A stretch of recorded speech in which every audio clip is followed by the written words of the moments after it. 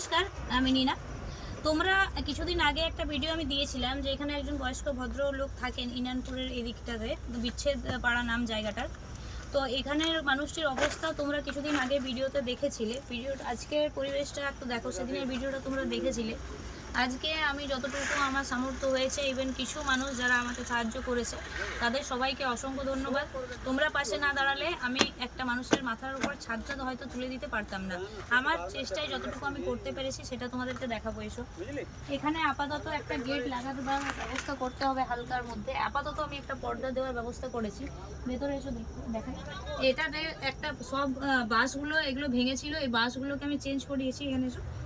আর এই দিকটাতে অনেকটা জায়গা বেড়েছে, এটা ব্যবস্থা করব। আর দাদু, তাহলে আমি আসি, তুমি আশীর্বাদ করো যাতে জীবনে তোমাদের মতো মানুষের পাশে আমি দাঁড়াতে পারি। বাস এইটুকুই প্রার্থনা। ক্ষমতা আপনি দেবে, বাস ওই ক্ষমতাটুকুই যেমন ক্ষমতা দিবে, শেষ পর্যন্ত ক্ষমতাই দিবে। বাস ওইটুকু ক্ষমতা দেয়, তাহলে তোমাদের মতো ক্ষমতার কাজ করছো তুমি, মানুষের পাশে দাঁড়াতে পারি। বাস তুমি তো ক্ষমতার কাজ করছো, তুমি তো কোনো ভেরকি করে কারোর কাছে লাও না। বাস তোমাদের আশীর্বাদ শুধু। তুমি সরকারের কাছে কিছু পাইছো? সরকারের কাছেও পাই না দাদু। আচ্ছা, সরকারে যদি না পাইছো, আমি নিজে আছি, আর আমার মতন তো কিছু মানুষ যারা নিজের সাহায্য করে। ব্রেনে টাকা পয়সা কামাই যদি দিতে পারো লোককে, তো ভগবান তো ভালোবাসবে কি?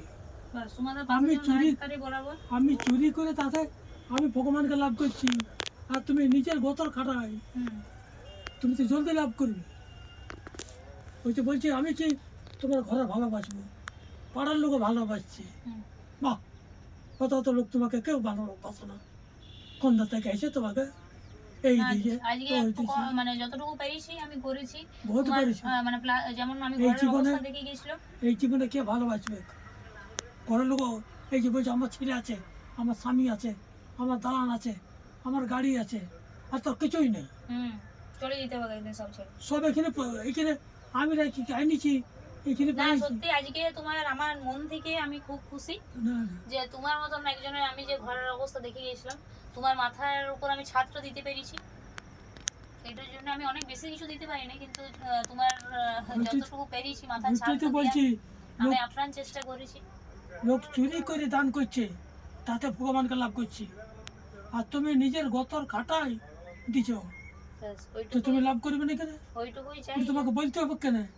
ওটা তোমাকে ভগবান আপনি রাস্তা দিয়ে দিচ্ছে, ওইটুকু ক্ষমতাই চাই যেন তোমাদের মতন আরো 10 জনের পাশে গিয়ে দাঁড়াতে পারি। ওই রাস্তা তোমাকে দিয়েই যাবে। কেন দিয়ে যাবে? তুমি ন্যায্য কাজটা করছো, আর আমি 2 লাখ টাকা পাচ্ছি সরকারের কাছ থেকে, ভেরিফাই করছি, এক বোতল মদ দিয়ে দিলাম, এই সালা এটা কর, এটা কর, এইটা করবি, ওইটা থেকে আর 2 লাখ টাকা আমি পাবো, তোকে 50 টাকা দেবো। না, ওই জন্য যতটুকু করা যায় আর কি।